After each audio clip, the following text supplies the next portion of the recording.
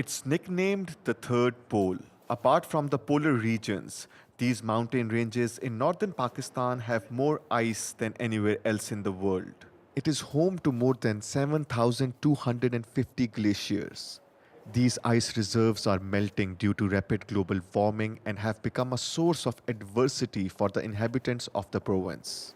This village, perched at an altitude of 2,100 meters, was partially destroyed by a glacial lake outburst. Floodwaters raged through the peaceful valley and swept away several homes in their path. This was my brother's house, and the other one next to it was mine. There were other houses too. All of them were destroyed by the floods. The village was hit in 2022 when historic floods submerged one-third of Pakistan and displaced nearly 33 million people, killing at least 1,700. The melting of glaciers in the region has accelerated by 65% over the past 10 years compared to the previous decade.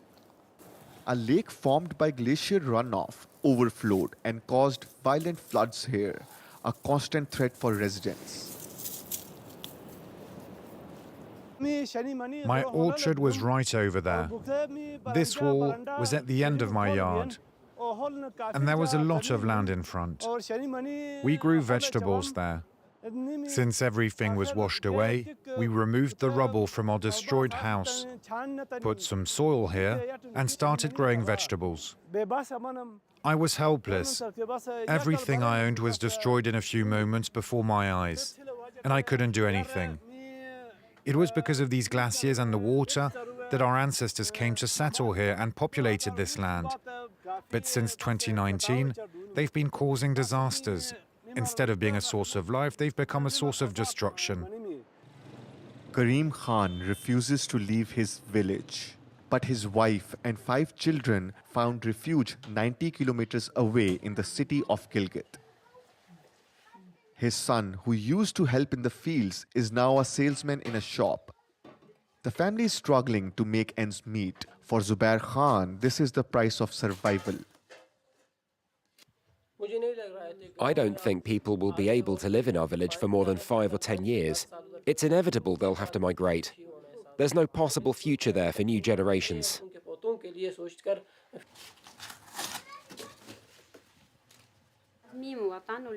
We were happy in our village, but we were forced to take refuge here for the future of our children. In the village, we got everything from the land or livestock, but here we have to buy everything. It is expensive and very difficult for us financially. Despite the risks, many others living in high mountains refuse to leave. The village of Pasu is located at an altitude of 2,500 meters. The villagers are among the 7 million people living under the threat of glacial lake outbursts in Pakistan. The Ismaili Shiite community has been living here for generations. Although daily life in the mountains seems to go on without disruption, inhabitants are preparing for the worst. The people of Pasu live in the middle of 4 glaciers.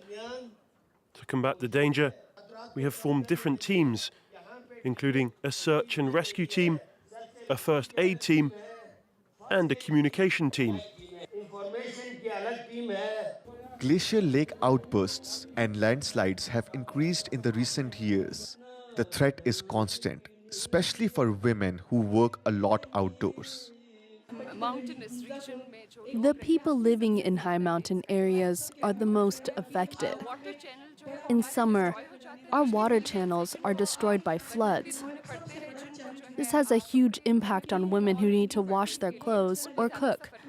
They have to travel long distances and fetch water from the rivers. Pakistan contributes less than 1% to the world's greenhouse gas emissions, yet it is the 5th most vulnerable country to climate change. An injustice that leaves many like Ali Qurban bitter. On the bank of the river Pasu, with 4 glaciers overlooking the village, his home is extremely at risk of being swept away in the event of a flood. I spent my childhood here with my parents. I got married in this house. I had children here.